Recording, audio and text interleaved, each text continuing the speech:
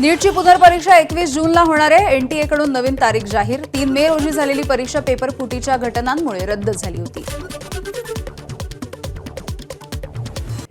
21 जूनच्या परीक्षेला शुल्क नसेल, केंद्रीय शिक्षण मंत्री धर्मेंद्र प्रधान यांची माहिती।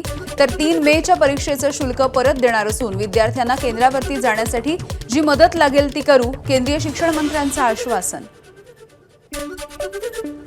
नीट परीक्षा रद्द झाल्याच्या नैराश्यामधून उत्तर प्रदेशच्या लखीमपूरमध्ये एका विद्यार्थ्याने आत्महत्या केली आहे। ऋतिक मिश्रा याने नीट परीक्षेची तयारी केली होती, मात्र ही परीक्षा यानंतर रद्द झाल्यामुळे तो नैराश्यात गेल्याचा कुटुंबियांचा दावा आहे। नीट पेपर फुटीच्या प्रकरणी लातूरमधील सेवानिवृत्त प्राध्यापक ताब्यात। सेवानिवृत्त प्राध्यापक पी.व्ही. कुलकर्णी सीबीआयच्या ताब्यात। नीटचा पेपर सेट करण्याच्या समितीमध्ये त्यांचा सहभाग असल्याची माहिती। पुण्यामधील मनीषा वाघमारे यांच्या संपर्कात असल्याचं तपासामधून समोर आलं आहे। नीट परीक्षा पेपर फुटीच्या प्रकरणी मनीषा वाघमारेला अटक। रात्री उशिरा सीबीआयकडून अटकेची कारवाई। मनीषा वाघमारेच्या कॉल डिटेल्स, बँक व्यवहारांची सीबीआयकडून तपासणी।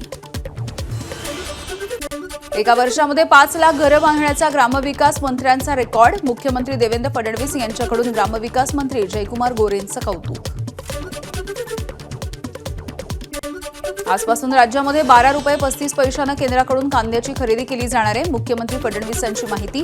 कांदा उत्पादक शेतकऱ्यांना मोठा दिलासा। साताऱ्यामधील कार्यक्रमामधून मुख्यमंत्र्यांचा कांदा उत्पादक शेतकऱ्यांना दिलासा।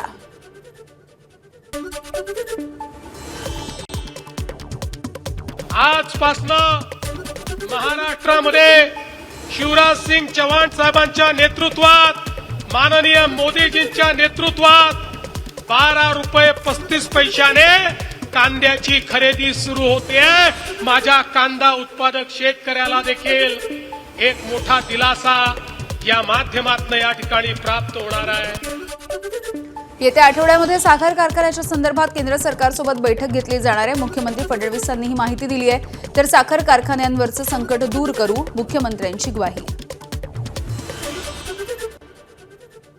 माननीय शिवराजजींच्या सोबत येत्या आठवड्यात दिल्लीमध्ये माननीय एचएम साहेबांची वेळ घेऊन आपल्या साखर कारखानदारीच्या संदर्भातली बैठक आपण लावणार आहोत। केंद्र सरकार आणि राज्य सरकार मिळून साखर कारखानदारी आणि ऊस उत्पादक शेतकरी यांच्यावरचं संकट हे देखील राज्य सरकार दूर करेल, हा विश्वास या निमित्ताने मी आपल्याला देतो। 5 लाख घरांचा महालोकार्पणाचा सोहळा। महाराष्ट्रासाठी मंजूर झालेल्या 30 लाख घरांपैकी 5 लाख घरं पूर्ण। केंद्रीय मंत्री शिवराज सिंग चौहान, मुख्यमंत्री फडणवीस यांच्यासह मंत्री शिवेंद्रसिंहराजे भोसले, जयकुमार गोरे, शंभूराज देसाई यांची उपस्थिती।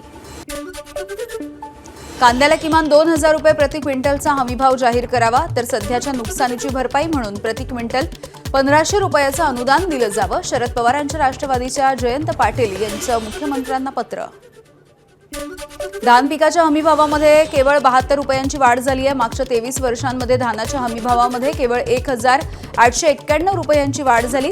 मात्र खतं, बियाणांचे दर चौपट झालेले आहेत। लागवड खर्च देखील वाढलाय। उत्पादन खर्चाच्या तुलनेमध्ये धानाला मिळणारा हमीभाव कमी झाल्यामुळे शेतकरी नाराज आहे।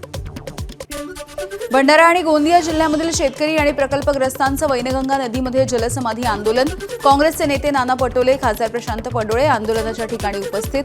मागण्या मान्य होईपर्यंत आंदोलन मागे न घेण्याचा इशारा। मान्सून 26 मे रोजी केरळमध्ये दाखल होण्याची शक्यता आहे। भारतीय हवामान विभागाचा अंदाज जाहीर। वेळेच्या आधी मान्सून केरळमध्ये दाखल होणार। सामान्यतः 1 जूनला केरळमध्ये हा मान्सून दाखल होत असतो। मुंबईकरांवरती पाणी कपातीचं संकट आहे। आजपासून मुंबईमध्ये 10% पाणी कपात केली जाणार आहे। धरणांमधला पाणीसाठा घटल्यामुळे मुंबई महानगरपालिकेचा निर्णय। नागरिकांनी पाण्याचा जपून वापर करण्याचं देखील पालिकेचं आवाहन।